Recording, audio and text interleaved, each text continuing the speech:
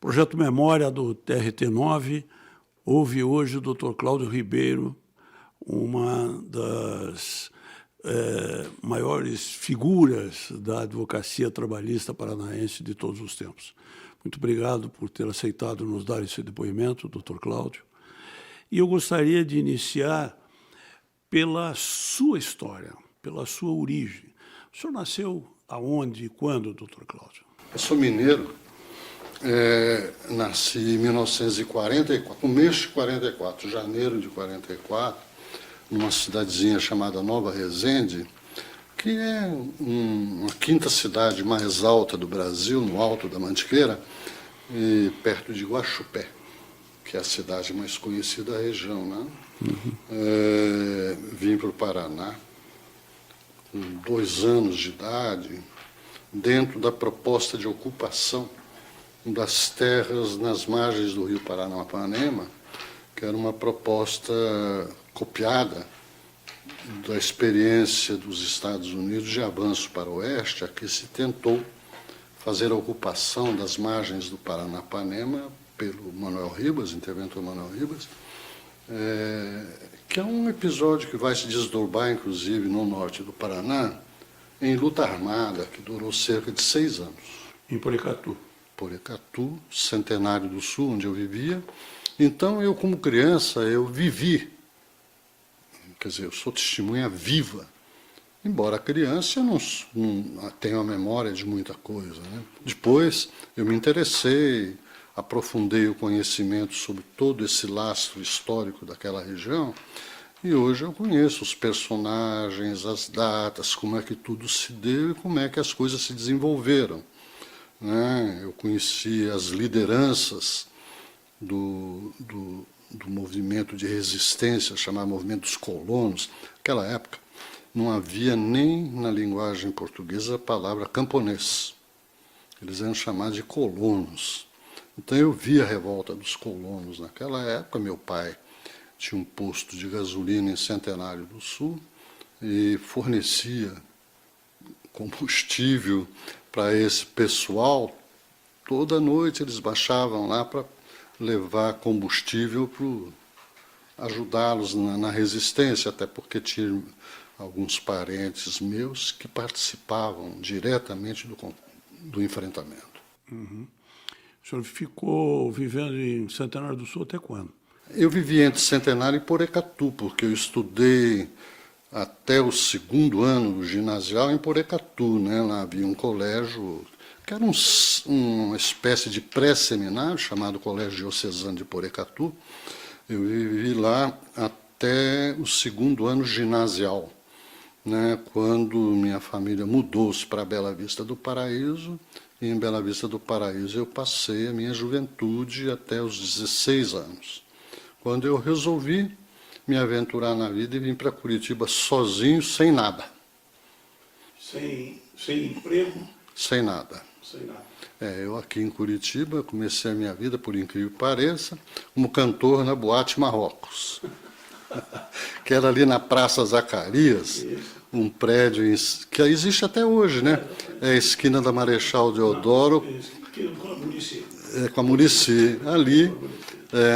Ali eu comecei, eu fui cantor ali, eu era menor, eu me lembro que tiveram que falsificar meu documento para eu poder cantar. Era a época de bossa nova, essas coisas, não precisava ter vozeirão, né, só afinação.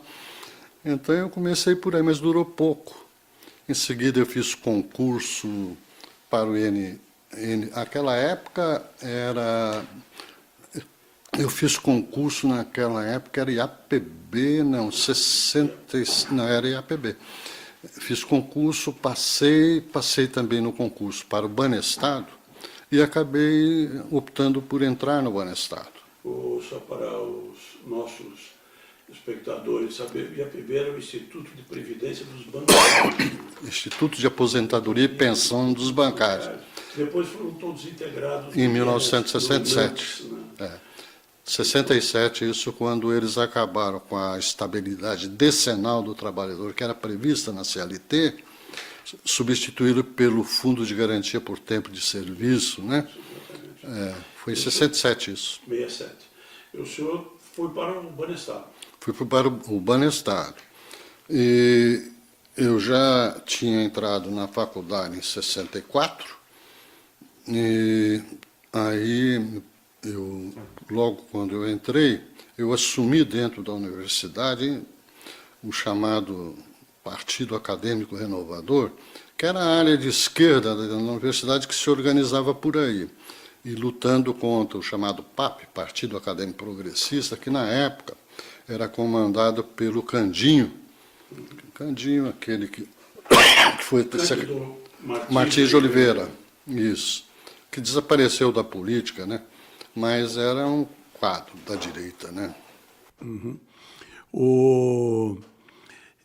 Eu ainda peguei o PAR versus o PAP, né, na faculdade. Foi durante muito tempo. Depois, já no último ano, penúltimo ano, o PDU apareceu, né, aí houve era um terceiro partido. Mas aí o senhor falava do PAR, o senhor assumiu o PAR.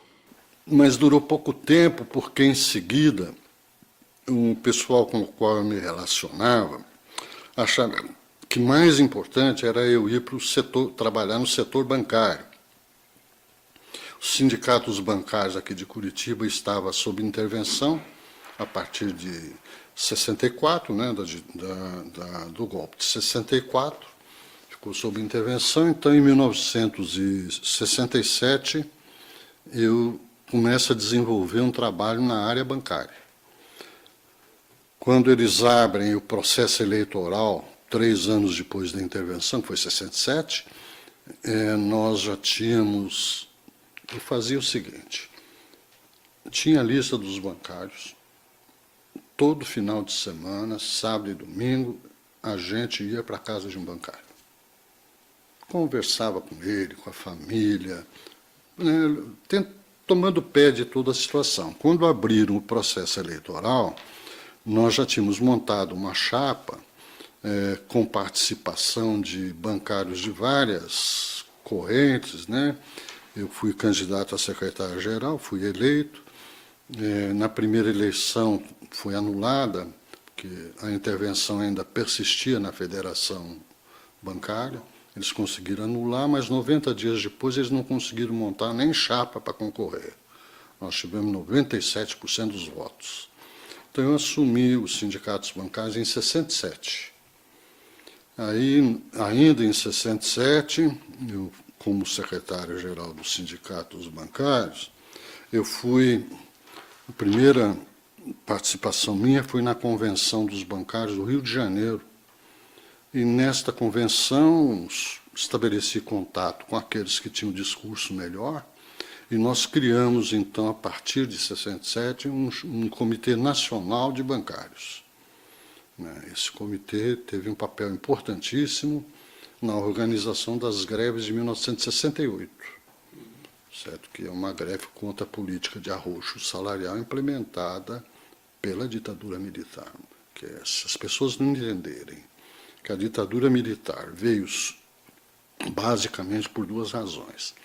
Pela sua doutrina anticomunista, que muitos chamam de primário, e eu chamo de primata, porque não enxergar nada, e porque a política de arroxo salarial, implementada principalmente a partir de julho de 1965, ela estabeleceu esse regime sobre o qual nós vivemos até hoje, que é de concentração de rendas e riquezas, com o despejo de quase todos os trabalhadores para a zona do desemprego e para o baixíssimo salário que se paga no Brasil na área privada.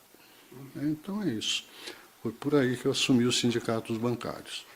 E o senhor saiu da faculdade em 68? Em 68 eu já era advogado, mas eu já estava na condição de dirigente sindical bancário, e eu não comecei a exercer a profissão em 68. Eu continuei dirigente sindical, organizando o máximo possível os movimentos sindicais no Brasil, tanto que, para ter noção, em julho de 1968, nós estávamos reunidos no edifício Martinelli, em São Paulo, numa convenção nacional de bancários. Esta convenção a gente conseguiu aglomerar uma fração jovem de bancários jovens para bater de frente com a confederação, a CONTEC, que era, na verdade, um grupo que não se pode chamar de totalmente reacionário, que tinha algumas ligações com uma central sindical da Venezuela, mas era uma proposta que não servia aos nossos interesses. A luta da gente foi contra o arrojo salarial estabelecido, né? E nesta convenção deu-se que, num certo momento, ela foi tomada, mas de forma serena, etc., por operários da Cobrasma, que era uma metalúrgica de Osasco, em que estava em greve pelas mesmas razões. E o pessoal da direção da CONTEC não queria permitir que eles falassem. Aí nós conseguimos abrir espaço para eles, lá defendendo em plenário o direito deles falarem ali. E dali, eu e mais 2 bancários fomos convidados por eles, fomos até o piquete de greve lá na porta da Cobrasma, e ali eu conheci a grande liderança que tinha o Barreto. Você não se lembra? Barreto era um operário da Cobrasma que, quando o Lamarca foge do quartel de Quitaúna, levando armas, o Barreto estava com ele. E o Barreto também vai morrer com ele no interior da Bahia, naquele processo de liquidação deles, né? Eu conheci bem o Barreto. Tanto é que 50 anos depois, agora em julho de 2018, eu fui convidado pelos operários que ainda são vivos daquela época lá de Osasco para ir nesta comemoração dos 50 anos. Eu fui para esse evento em São Paulo, eu fui o único militante, ativista, que não era da área deles, da categoria deles, etc. e tal. Me abriram todo o espaço para eu, me deram toda a liberdade de falar o que eu quisesse lá, etc. e tal. Eu só prestei uma homenagem ao Barreto, mas eu me referia a ele como Barreto. E os operários que estavam na mesa lá, aqui para nós ele não é Barreto, ele é Barretão. Barretão. O pessoal tinha um respeito por ele. Então eu conheci também o Barreto nessa oportunidade, né? E o senhor continuou até quando como dirigente sindical? Até ser cassado. Eu fui cassado pelo AI-5 em 1971, né? Porque aconteceu o seguinte, quando a gente teve um processo de greve aqui no Paraná, que eu sempre digo para as pessoas o seguinte, foi o único movimento grevista que teve êxito na luta contra a PAEG, que era o Programa de Ação Econômica do governo daquela época, ditadura, né? Eles diziam o seguinte, por lei, por decreto, o seguinte, você não pode reivindicar pelo sindicato mais do que 20%. Isso era ditado por cima.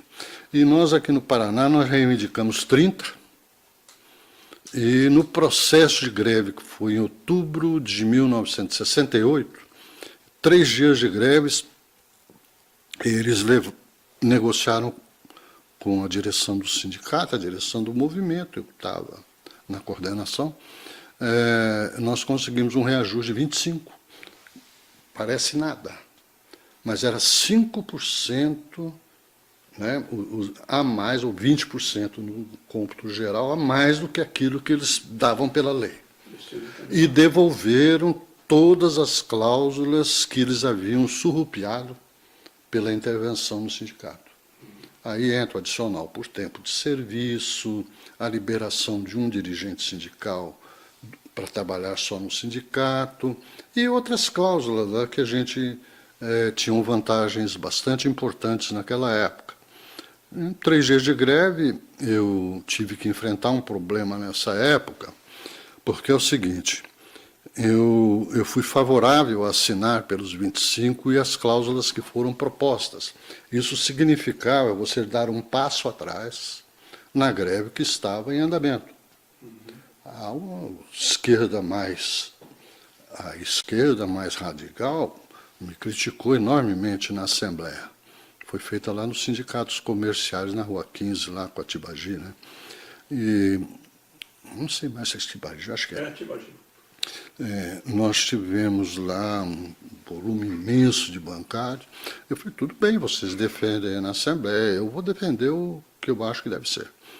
E aí eles tiveram, se não me engano, 17 ou 18 votos, e nós tivemos cerca de 1.700 e poucos. Quer dizer, uma vitória arrasadora contra essa área também da extrema esquerda, que não sabia que qualquer movimento, você anda um pouco para frente, mas você não pode andar só para frente. Chega uma hora que você tem que dar uma recuada para ganhar fôlego, retomar o processo de organização, né? Então, a greve de 68 aqui foi extremamente vitoriosa e foi o único estado. Então, quando o pessoal fala mal do Paraná, eu sempre lembro disso. Como lembro da guerrilha de Porecatu, que as pessoas não sabem, né? A primeira associação de trabalhadores rurais neste país que se organizou foi em Porecatu. Em 1940 já tinha uma associação registrada. Em 1945, quando começa o movimento de existência deles, eles criam as ligas camponesas, que todo mundo atribui ao Pernambuco a criação, mas elas foram criadas no Paraná. A experiência primeira de liga camponesa foi em Porecatu, que envolvia 9 municípios, né? A condução dela foi por uma família e um grande dirigente que morava em Centenário do Sul e outro que era farmacêutico em Guaraci, né? São os dois dirigentes desse movimento todo de resistência armada. E aí vem um processo, vou voltar só um pouquinho para te contar isso, vem uma coisa que os comunistas do Partidão costumam esconder ou se esconder do que fizeram, porque eles comandavam e eles eram militantes do Partido Comunista do Brasil, que era o nome do partido naquela época, e o partido, a um certo momento, obedecendo à política ditada pela Terceira Internacional stalinista, que era contra a formação de pequenas propriedades rurais, simplesmente retirou os 2 líderes do movimento, transferiu para lugar que ninguém ficou sabendo mais, e o movimento que estava sendo vitorioso decaiu. E ali, o processo de negociação, o pessoal tinha, o que o Manuel Ribas tinha prometido era 90 alqueires, para quem desmatasse, destocasse e plantasse café nas margens do Paranapanema, até 90 alqueires se dava o título. E paulistas e mineiros foram os que mais foram para esta região. E aí, quando o movimento, quando estava conseguindo negociar tudo isso, ganhar os títulos, o governo foi assumido pelo Moisés Lupion. 47. E aí o Lupion pulou para trás, se recusou a dar o título, e este é o nascedor do movimento armado, que vai até junho de 1951, né, quando aí é estabelecida uma mesa de negociação, mas com o movimento já sem direção, e quem intermedia essas negociações é o João Saldanha, que depois foi técnico da seleção brasileira, ele morava em Londrina, né? Eu conheço bem a situação de Londrina dessa época, né? E ele intermediou, e aí aquilo que era 90 alqueires de terras férteis prometidas, virou 10 alqueires de terra, de areia, lá na região do Caiuá, terra do Nestor Malvese, né? São João do Caiuá, para aquelas bandas de lá. Aí esvaziou tudo. O movimento foi derrotado nesta época. Eu conheço a participação do João Saldanha, porque ele passou algumas vezes por Curitiba naquela época também. E ele tinha muitos amigos aqui, porque ele morou aqui, né? Depois da Revolução de 30. O pai dele subiu para fugir da Revolução no Rio Grande do Sul. E aí o senhor foi cassado em 1971. Sim. E Aí veio um processo que já tinha, em 68, em função de 5 grandes movimentos, que foi o assassinato do Edson Luiz em março, né, que até fez quase que 50 anos esse mês, que gerou aquela passeata dos 100 mil lá no Rio de Janeiro. 68. 68. Depois teve aqui no Paraná a greve dos operários da indústria de óleo de soja lá de Maringá, que foi o Edésio que assessorou tudo aquilo. Nós já estávamos com o escritório organizado, né? Teve aquela greve, depois teve a greve dos operários de Osasco e depois teve a nossa greve dos bancários aqui. A soma de todas essas mobilizações que começavam a ganhar corpo, teve a missa de sétimo dia do Alexandre Vanucchi Leme, né, em São Paulo. Tudo isso começava a dar uma reaglutinada no movimento popular dos trabalhadores brasileiros. E isto acabou gerando o AI-5. E o AI-5 foi uma paulada, né?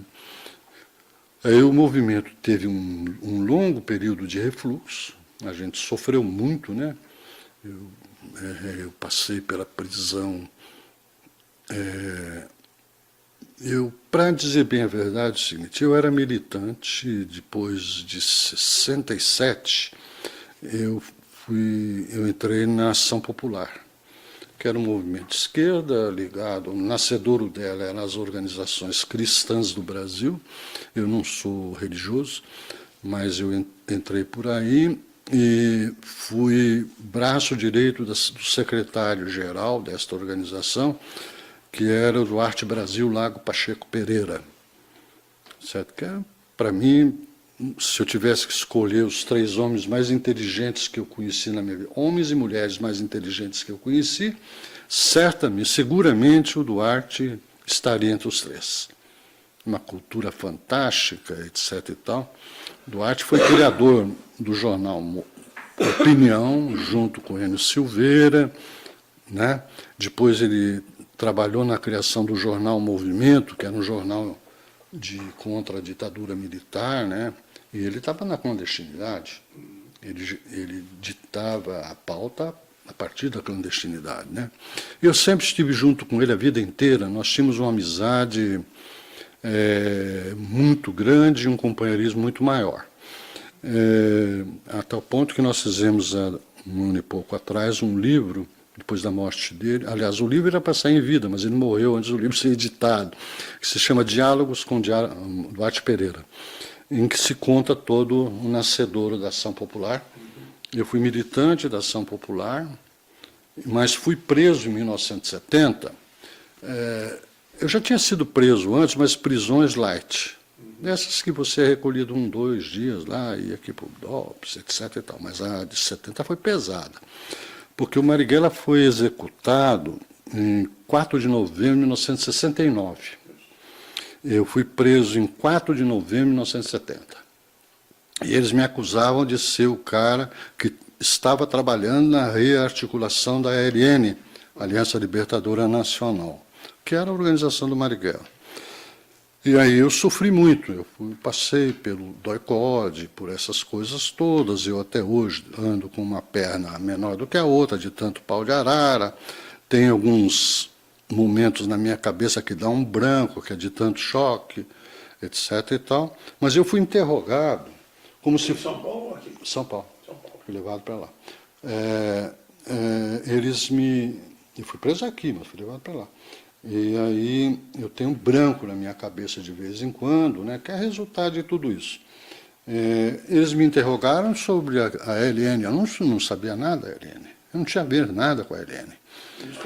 Aí eu dizia, não sei, aí quanto mais eu dizia não sei, mais o senhor sofria. Mais sofria. Mas nunca me fizeram uma pergunta sobre a AP, nunca, que era onde eu militava. Né? Então, o pessoal às vezes diz assim, o Cláudio aguentou tudo e não abriu a boca, etc. E tal. Eu falo, vamos devagar. Eu aguentei tudo porque nunca me perguntaram coisa que eu soubesse, né? Então vamos devagar, porque quem passa por aquele inferno lá, pelo trale, como eu passei, o Tralha e o Brilhante Ustra e o Sérgio Fleury eram os grandes torturadores deste país, né? Eu passei por uma dessas equipes, mas o Fleury chegou uma hora em que ele disse, não, esse não é o cara que nós estamos procurando. A partir daí é que arrefeceu. Mas eu já estava arrebentado, né? Quantos meses? Eu peguei 81 dias nesse processo. Aí eles conseguiram me segurar mais 2 meses, por aí, me soltaram.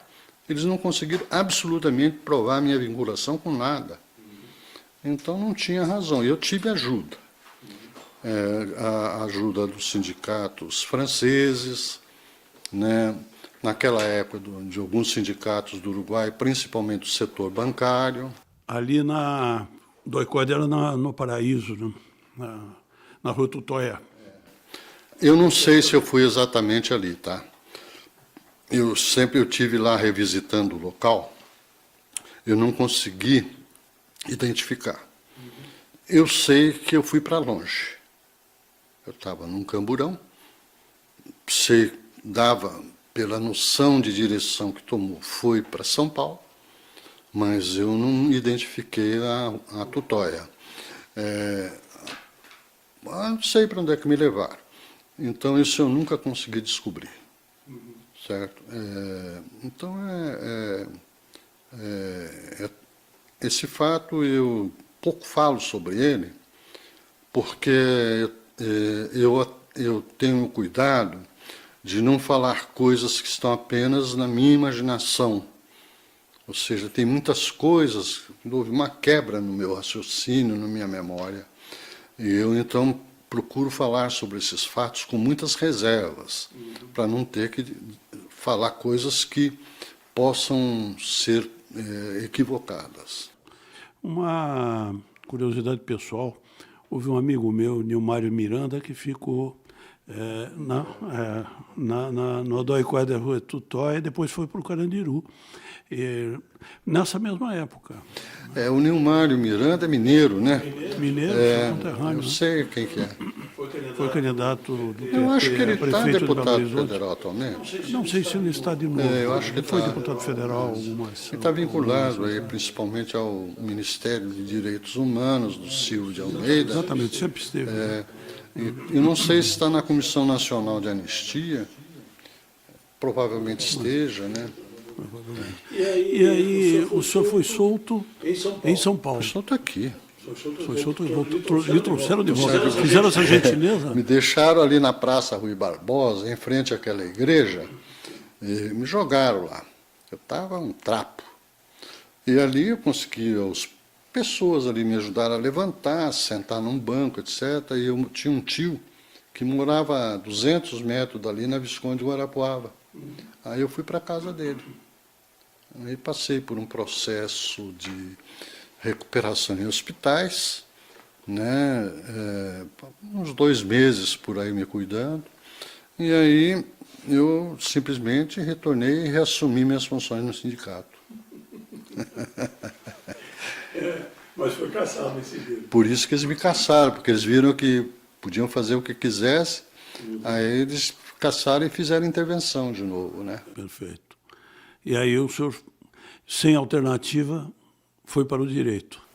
Aí minha filha nasceu em janeiro de 73, e neste mesmo mês eu tinha um grande amigo meu, que era coronel do Exército, um cara que eu sempre respeitei, que sempre me respeitou. Ele era do movimento cristão. E ele falou, Cláudio, dá um jeito de sair de Curitiba.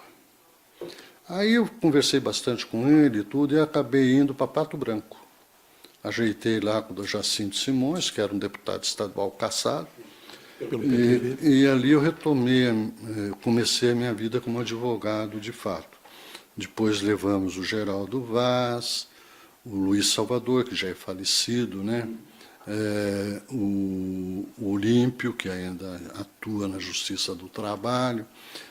A Clair não foi para Pato Branco, estava um projeto para ir. E fiquei advogando lá um certo período, né, junto com o Jacinto, até as coisas retomarem o curso das mobilizações, e aí eu retornei para Curitiba em 76, e aí eu depois te conto essa história, para assumir, na realidade, a direção, junto com os dirigentes, a coordenação do movimento pela anistia ampla, geral e restrita, em 76 isso. O meu retorno para cá se deve muito ao Edésio, né, com quem nós projetamos o escritório de advocacia de defesa de trabalhadores, e em setembro de 1976, quando foi criado o tribunal aqui, nós criamos o nosso escritório. O Edésio atuava na área de dissídios coletivos e eu coordenava a área de direitos individuais. Foi aí que eu me tornei advogado na área da justiça do trabalho. Foi em 76. Que interessante. O escritório cresceu, vocês trouxeram o Geraldo Vaz. Né? E aí, com o passar do tempo, nós trouxemos o Wilson Ramos Filho, a Miro, o Mário Prudente, que era uma área que a gente estabeleceu. Eles foram estagiários no escritório, mas o Xixo. Mas eu percebi muito cedo que não daria certo, porque nós tínhamos uma filosofia diferente no trato com os trabalhadores. Eu, Edésio e o resto do pessoal, a gente não visava nesse contato com o trabalhador o dinheiro em primeiro lugar. Ou seja, a gente era um meio profissional. Interessava muito mais a proximidade, o trabalho de organização, essas coisas todas. Aí, o Xixo é um advogado essencialmente profissional. Eu não estou fazendo a ele nenhuma crítica no sentido não pode, etc. Não, tem uma área de advogados que trabalha assim, né? E tanto é que eles enriqueceram e a gente se empobreceu enormemente, né? Em 76 a gente criou o escritório. Eles vieram 2 ou 3 anos depois. Foi uma experiência com eles, mas eu propus que o escritório fosse dissolvido. Eu vi que não tinha mais condições de continuar, porque eram filosofias completamente diferentes. E aí nós dividimos o escritório. O Geraldo ficou com uma parte, eu fiquei com outra, o Edésio e o Salvador juntos com outra, a Clair ficou com outra parte, ela mantém essa parte até hoje, o escritório é no mesmo local, né? Então, foi aí que a gente criou o chamado Defesa dos Trabalhadores aqui em Curitiba, que hoje, o nome, por exemplo, o Xixo assumiu como um Instituto de Defesa dos Trabalhadores, Declatra, é uma coisa assim. Mas, na verdade, era uma criação nossa. Perfeitamente. O senhor pegou a primeira composição do Tribunal do TRT9. Como é que o senhor via aquela primeira composição? A primeira composição aqui no Paraná, o presidente era Alcides Guimarães, né? Depois tinha Guimarães Falcão, Carmen Gane, Luiz Guimarães, o Falcão, Pedro Tavares, Tobias de Macedo, Wagner Gílio. Wagner Gílio, que tinha vindo de São Paulo, né? Eles parece que na época eles negociaram, porque o tribunal aqui foi criado, desligando-se de Santa Catarina e de São Paulo. Santa Catarina ficou, né, conosco com o tempo. Com o tempo, né? Foi até 81, me parece. E esse... Não, foi com a Constituição de 88, criou-se um TRT para cada estado.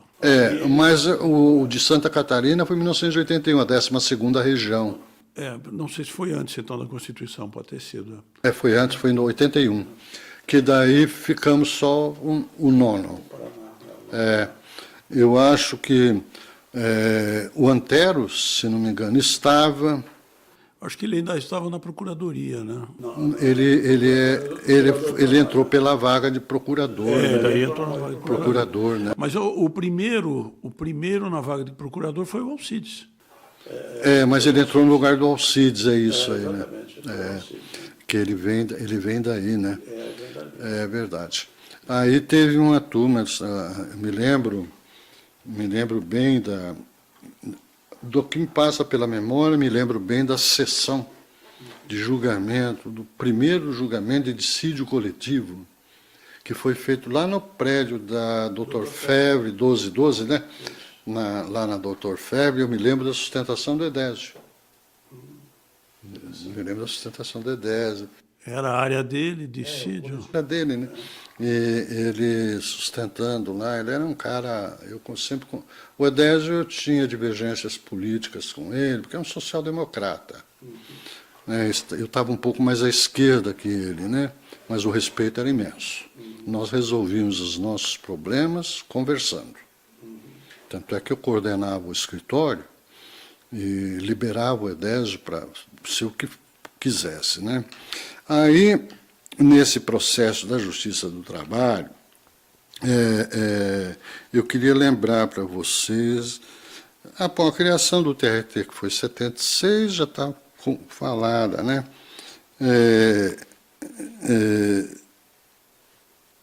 Acho que é 76. Mas eu vou te dizer o que eu penso, tá? A grande figura nosso regional do trabalho foi o Pedro Ribeiro Tavares.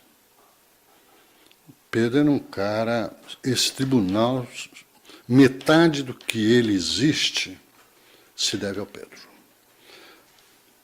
Quando eu assisti a primeira audiência, eu era dirigente sindical, você veja só, na década de 60, era um predinho ali na Marechal Deodoro, né? Isso, do Sindicato do Comércio. Não, na Marechal Deodoro ali tinha um sindicato, mas não sei se era do comércio. Eu me lembro que lá a gente assistia a audiência, tinha uma plateia, né? Plateia. E a gente mobilizava bancários para assistir as audiências lá. Elas eram comandadas pelo Pedro e pelo Floriano Vaz. Isso. Lá Juiz da primeira e da segunda. Isto. O Floriano, irmão do Geraldo. O Geraldo era datilógrafo do Pedro. Isso. E depois foi assessor dele, bastante tempo. Né? O Pedro é a grande figura do Judiciário Trabalhista do Paraná. Eu tenho um profundo respeito e muitas boas lembranças do Pedro. Do Pedro eu me lembro, inclusive, quando o Geraldo respondeu a um processo na auditoria militar, o juiz era o Ramiro, um juiz da auditoria militar, que era um cara decente. O Pedro foi ser testemunha do Geraldo.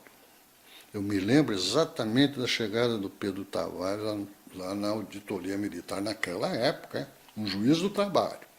Ser testemunha de um cara que estava sendo processado pela ditadura militar.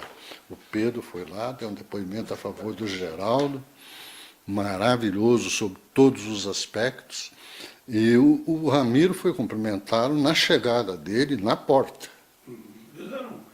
Eles se respeitavam muito. Esse respeito pela figura do Pedro Tavares vem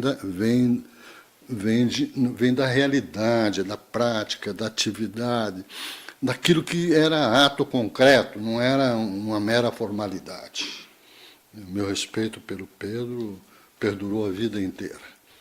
Eu nunca pedi nada a ele, sempre o tratei com muito respeito, etc. e tal. Tinha com ele um relacionamento que era profissional.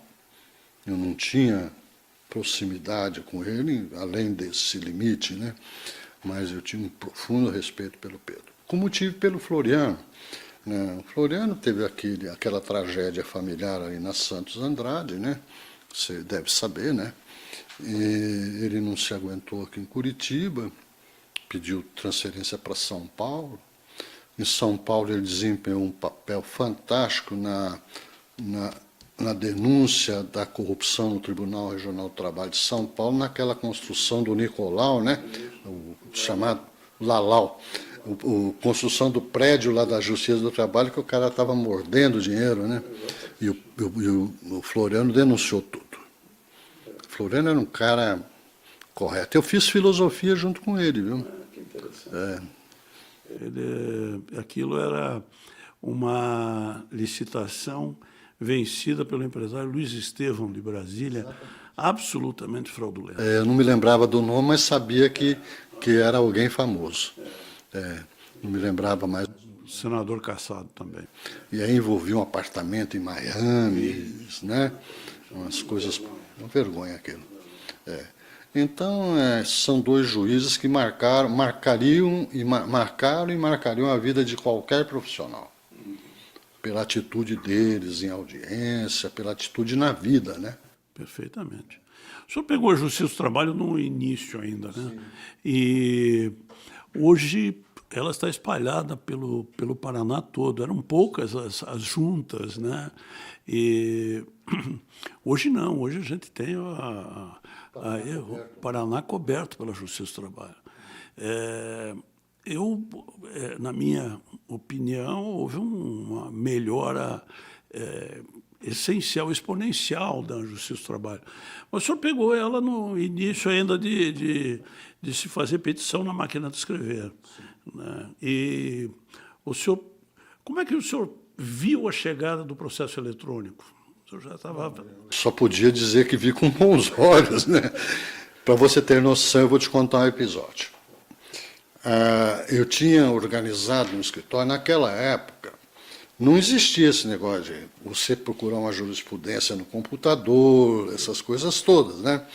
Então eu tinha um fichário onde a gente datilografava a jurisprudência que a gente saberia que usar, né? E quem estudou no meu escritório para ser juiz, passar no concurso, que foi o João Ernesto Dallazen. Eu tinha uma amizade muito grande com o Dallazen, tá? A gente se conhecia politicamente. O Dallazen me mandou um bilhete criticando o PT, porque ele sabe que eu fui um dos fundadores do PT, né? E ele me mandou um bilhetinho. Mas ele sempre nós tivemos um relacionamento excepcional, de respeito, essas coisas todas, que é necessário para você conviver com as outras pessoas. Né? O Dallazen sempre foi para mim um exemplo muito grande neste tipo de relacionamento.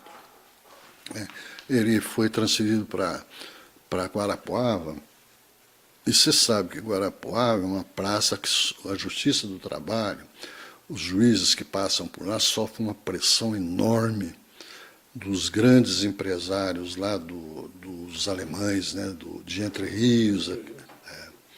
E ele ficou pouquíssimo tempo lá, caiu fora, e aí ele foi para Maringá, né, Dallazen, antes de vir para cá. Né. Mas Dallazen era um figuraço, eu gostava muito dele. Doutor Cláudio, a sua vida de militante político, como o senhor disse, está muito vinculada também à sua atividade profissional. E o senhor participou da fundação do PT, acompanhou o partido durante todo esse processo? Sou filiado até hoje. Filiado. Embora discordante de muita coisa, eu entendo o seguinte: se eu ajudei a criar, eu não posso simplesmente abandonar o barco e dizer, não estou mais aí. Não. Eu sou uma figura que não tem vinculação, há muitos anos já, com nenhum tipo de organização, transito por todas as organizações de esquerda que estão dentro do PT, tenho condições de conversar e converso com todas, exatamente porque eu não tenho vínculo com nenhuma, né? E faço as críticas que eu entendo que devam ser feitas. Certo? Eu tenho uma crítica. A Justiça do Trabalho era junta de conciliação e julgamento. Eu sempre acho que o grande mal deste país foram os processos de solução das crises sociais pesadas, que sempre saiu pela conciliação. E nunca por uma composição em que os conflitos fossem resolvidos. Sempre houve uma espécie de tapete que acobertou a saída. Nós tivemos 41 anistias nesse país e até hoje não foi punido nenhum tipo, não falar nenhum absurdo, mas é quase nenhum tipo dos grandes algozes que a sociedade brasileira sempre teve, isso bem da era da escravidão até hoje. São 41 anistias. Ao longo dos 5 séculos. Ao longo dos séculos que ultrapassam a monarquia, né? São principalmente nos últimos 3 séculos. Nessa toada, o senhor acha que foi razoável a extinção do juiz classista? Olha, eu sempre fui contra a existência do juiz classista e do 5º constitucional. Eu acho que o juiz tem que ser selecionado de uma forma mais criteriosa, que não pode ser o que indica. Certo? Que o juiz classista sempre foi o que indicou. Que tem entidades sindicais patronais, por exemplo, que tem uma força extraordinária. E o Sindicato dos Trabalhadores, na hora desta indicação, tem pouca organização e força. Certo? E aí, como eu acho que não deve, o 5º constitucional ainda pode ser discutido, que é a participação aí da Procuradoria, são ramos que têm afinidades, etc. Mas a indicação de juiz classista, ainda no ano 2000, né? No ano 2000, eu acho que foi salutar, saudável para a Justiça do Trabalho, quando deixou de ser uma junta e passou a ser uma vara do trabalho. Ela ganhou aí um status de maior aplicação da justiça, etc. e tal, sem passar por esse castigo. Embora também os vogais não apitassem em nada, né? É só o voto com o relator e ponto final, né? Dificilmente. Eu conheci durante a minha vida profissional duas sentenças feitas por vogais. Só 2. E são 50 anos. Aliás, acho que o senhor é um privilegiado, porque eu, acompanhando um pouco de fora, mas eu talvez não tenha conhecido nenhuma. Eu acho que um caso que o Abage era um cara, um juiz diferenciado, tá? Era um homem de direita, mas que você, na audiência, poderia produzir todas as provas que você achasse necessárias e ele julgava de acordo com essas provas. Então não se pode chamar um juiz deste de patronal como era chamado. Eu sempre digo, ele trabalhava de uma forma que te assegurava a liberdade para você desenvolver o teu trabalho. Se a outra parte não conseguisse, paciência, certo? Mas ele estava toda a liberdade. E era um juiz que registrava na ata exatamente aquilo que tanto as partes diziam como as testemunhas diziam, porque esse era um cuidado que a gente tinha que ter. Porque houve juízes, eu não vou dizer nomes, mas houve juízes que você perguntava assim, você recebia horas extras? Lógico, na inicial eu já tinha dito que parte das horas extras era paga. Então ele perguntava, você recebia horas extras? Sim, aí ele jogava nada.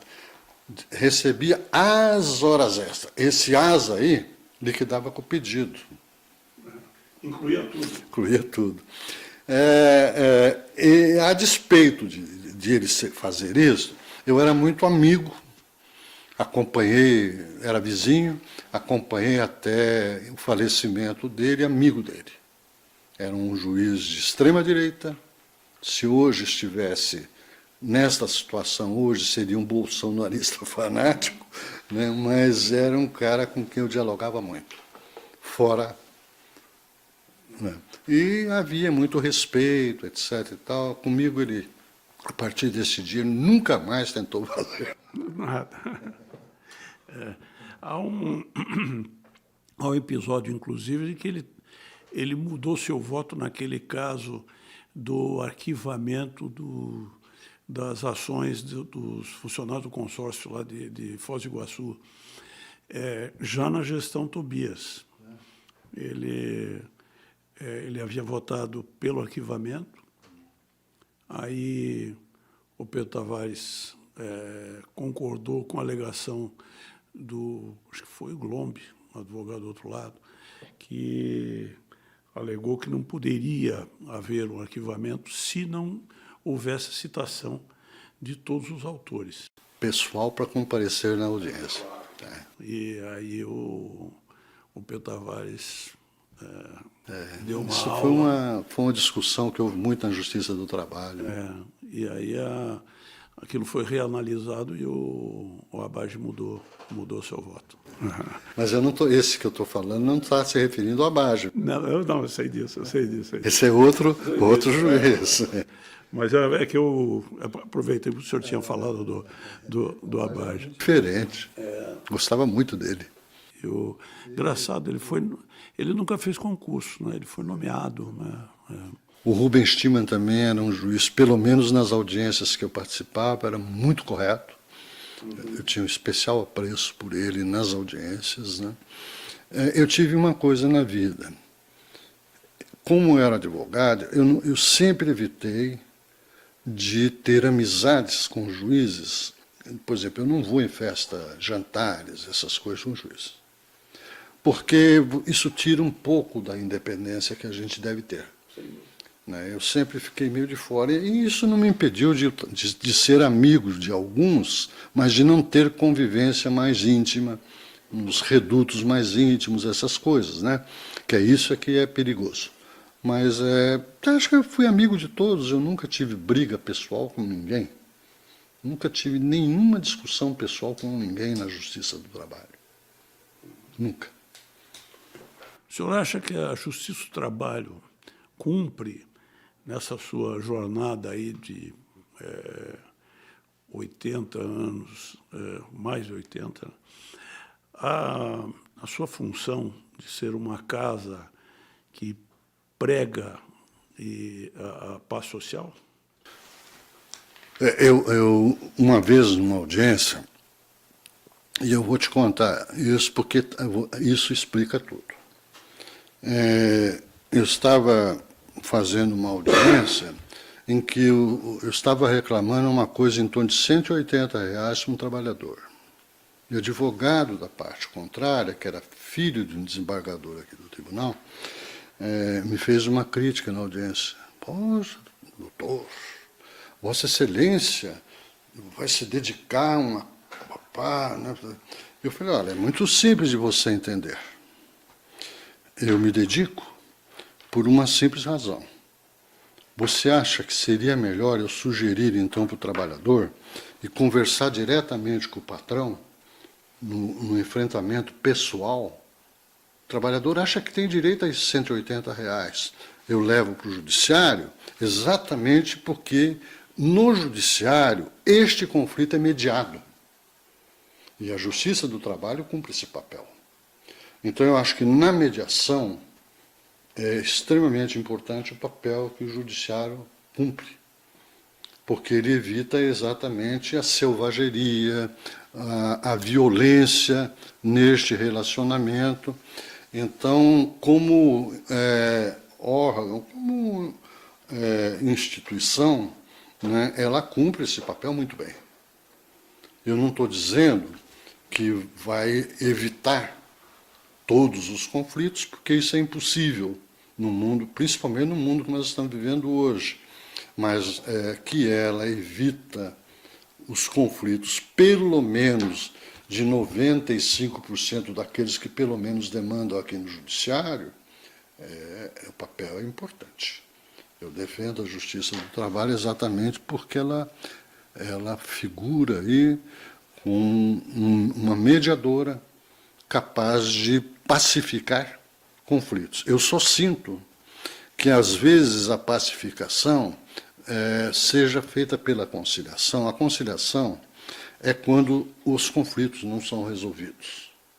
Eu prefiro que se fale em composição das demandas, porque você tem que olhar o conflito dos dois lados. Porque às vezes o trabalhador também exagera naquilo que ele acha que é direito. Embora o advogado não possa se recusar a demandar os direitos que ele quer, o advogado tem que ter a noção de que nem tudo aquilo que ele requer é aquilo que é devido. Isso é outra coisa que precisa ser compreendida melhor. Às vezes o trabalhador ele acha, eu tenho direito, não sei o quê, tudo bem, vamos achar uma base jurídica para isso. Não significa que você vai ganhar, mas significa que você vai ter a possibilidade de defender o teu ponto de vista. Eu acho que no judiciário você não vem, no judiciário trabalhista, você não vem com aquela ideia de que tudo que você postula você vai ter êxito. Não é assim. Mas tudo que você postula deve ser aquilo que responde ao entendimento que o trabalhador tem dos seus direitos. E eu nunca atendi trabalhador em 5 minutos. Eu tenho uma crítica que o pessoal, minha filha fazia para mim, achando que era um absurdo demorar 1 hora para atender um trabalhador. Eu falei, mas eu não estou conversando com ele, só aquela coisinha ali do aviso prévio. Eu estou conversando sobre a vida dele, como é que era a vida dele no trabalho. Enfim, eu incorporava todas as informações que eu achava necessárias para exercer uma demanda trabalhista. E atuava de acordo com a visão que o trabalhador tinha, mas sempre alertando. Pode ser que isso aqui, o direito seu não seja deferido. Aquele alerta só, mas eu vou brigar até onde eu puder por isso. Achava uma base jurídica, porque na legislação brasileira você encontra base jurídica para tudo que você quer que seja dito sim e tudo que você quer que seja dito não. Ela é uma legislação tão complexa que você, fuçando daqui ou dacolá, você acha fundamento, ainda que precário. Isso é que eu acho que é ser advogado. Advogado não é só o cara que vai requerer o espremidinho, aquela coisinha bem superficial da relação de trabalho. É aquele que aprofunda, que cria também para o juiz a possibilidade de decidir sobre uma relação mais profunda, né? Que se fala da formação de jurisprudência, né? Então, eu acho que o nosso escritório fazia isso. Perfeito. O senhor se arrepende de alguma coisa na sua carreira, doutor Cláudio? Não tenho nenhum motivo para arrepender, não só da minha carreira profissional, como da minha vida. Nunca me arrependi de nada, porque até arrepender não vai resolver o passado, né? Eu tenho que, às vezes, aprender com os erros cometidos aquilo que eu não vou levar para frente, né? Eu acho que é só isso.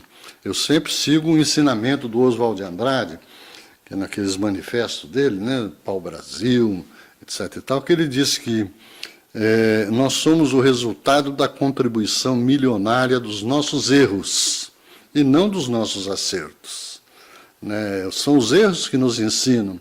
Se não fossem os erros, nós não conseguiríamos nos desenvolver como ser humano, nem nas relações pessoais, nem nas relações sociais.